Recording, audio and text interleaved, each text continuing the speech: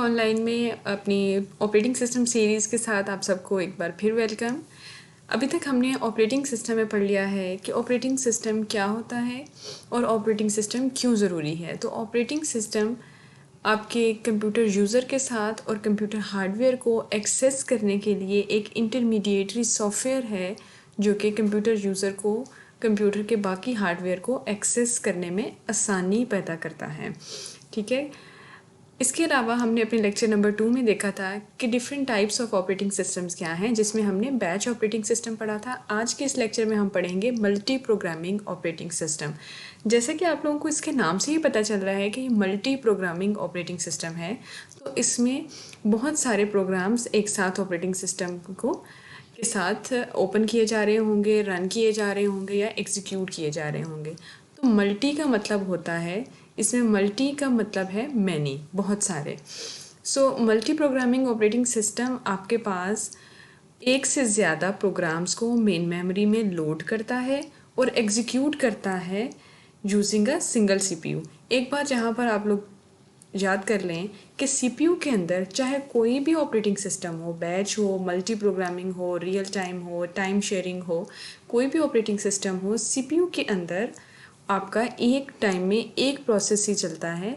लेकिन आपको ऐसी इल्यूजन दी जाती है यूज़र को, इतना फास्टली आपका ऑपरेटिंग सिस्टम काम करता है कि वो एक इल्यूजन लगती है कि जैसे मेरे ऑपरेटिंग सिस्टम में पैरेलल बहुत सारे प्रोसेसेस सीपीयू चला रहा है, लेकिन ऐसा है नहीं। वो भी हम देखेंगे कि ऐसा क्यों है। तो सीपीयू एग्जीक्यूट करता है मल्टी प्रोग्रामिंग ऑपरेटिंग सिस्टम में one program at a time while others are waiting in a queue. तो सीपीयू जो है वो एग्जीक्यूट करता है एक प्रोग्राम एट अ टाइम, जबकि अदर्स जितने भी बाकी प्रोग्राम्स हैं, 4 हैं, 5 हैं, वो आपके क्यू में इंतज़ार कर रहे होते हैं। तो आइए देखते हैं मल्टी प्रोग्रामिंग ऑपरेटिंग सिस्टम की वर्किंग क्या है।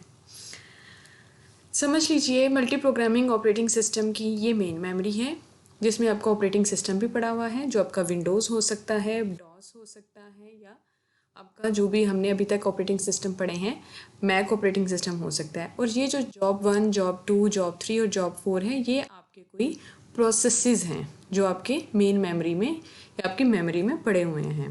ठीक है, तो जब आपके 4 प्रोसेसेस लोड हो गए मेमोरी में, तो अब 1 बाय 1 करके वो आपके सीपीयू को सेंड किए जाएंगे। तो अभी हम पहले मेरी जॉब है, पहला जो मेरा प्रोसेस है, उसको मैं सीपीयू में भेज रही हूँ। ठीक है, तो मेरी जॉब 1 जो है वो सीपीयू में आ गई है। ठीक है, जॉब 1 जब सीपीयू में लोड हो गई, सीपीयू में लोड होने के बाद सीपीयू एग्जीक्यूट ने उसको एग्जीक्यूट किया, तो वो अपना कोई आईओ रिक्वेस्ट परफॉर्म करने के लिए चली गई जॉब 1। इस टाइम पर जो मेरा सीपीयू है वो क्या होगा, क्योंकि सीपीयू के अंदर पड़ा हुआ है जॉब 1 या प्रोसेस 1, जब वो आईओ रिक्वेस्ट करने के लिए चली गई जॉब, तो सीपीयू मेरा फ्री हो गया। तो जब जितने टाइम के लिए सीपीयू फ्री होगा, उतनी देर में मल्टी प्रोग्रामिंग ऑपरेटिंग सिस्टम आपके सीपीयू को फ्री नहीं रहने देगा, वो इसमें कोई और जॉब को लोड करवा देगा, ताकि आपके जो सीपीयू की यूटिलाइजेशन है वो ज़्यादा हो सके, आपका सीपीयू बिल्कुल थोड़ी देर के लिए भी आइडल सिचुएशन में ना जाए।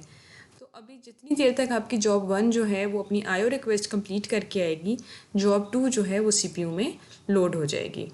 अब देखें जॉब 2 आपकी सीपीयू में आ गई है। तो ये डिफरेंस है मल्टी प्रोग्रामिंग ऑपरेटिंग सिस्टम का बैच के साथ। बैच में क्या होता था कि आपके सिमिलर ग्रुप की जो जॉब्स होती थी उनका एक बैच बना देते थे, उनको क्लब कर लेते थे और फिर उनको सीपीयू में भेज देते थे। सीपीयू क्या करता था, उस बैच को जब तक सीपीयू में वो जो बैच पूरा था जॉब्स का, चाहे उसमें 10 जॉब्स हैं, 10 प्रोसेसेस हैं, 5 हैं, जब तक वो एग्जीक्यूट नहीं होती थी, वो दूसरी किसी और बैच को लोड नहीं करता था, जिसकी वजह से आपका जो सीपीयू था वो एफिशिएंटली या फुली तौर पर उसकी यूटिलाइजेशन नहीं हो रही थी। लेकिन मल्टी प्रोग्रामिंग ऑपरेटिंग सिस्टम में आपका जो सीपीयू है वो 100% यूज़ हो रहा होता है।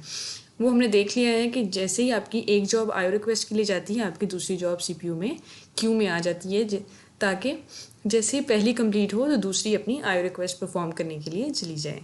तो ये था मल्टी प्रोग्रामिंग ऑपरेटिंग सिस्टम। अगर अभी तक आपने हमारा channel learning software online subscribe नहीं किया तो इसको ज़रूर सब्सक्राइब कर लें और हमें अपने कमेंट्स में ज़रूर बताएं कि ऑपरेटिंग सिस्टम सीरीज़ के बाद आप कौन सा सॉफ्टवेयर सीखना चाहते हैं।